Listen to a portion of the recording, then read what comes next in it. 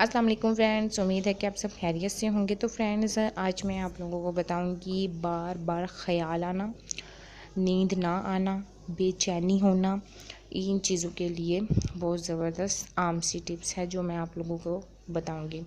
और ये डॉक्टर्स की बताई हुई टिप्स आप लोगों तक शेयर की जाती हैं, तो आप लोग हमारे चैनल को लाजमी सब्सक्राइब कीजिए।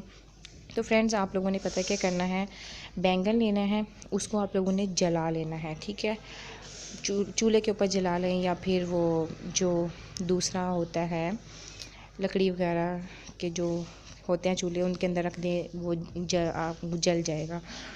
बाद में उसका जो गूदा है आप लोगों ने निकाल लेना है। गूदे के बाद उसमें 1 चम्मच आप लोगों ने शहद का शामिल कर देना है।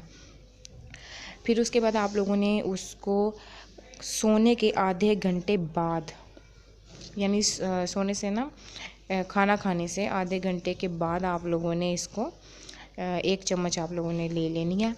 तो आप लोगों को, जिन लोगों को बार बार ख़्याल आते हैं, नींद नहीं आती और बेचैनी वगैरह होती है, वो होना बंद हो जाएगी।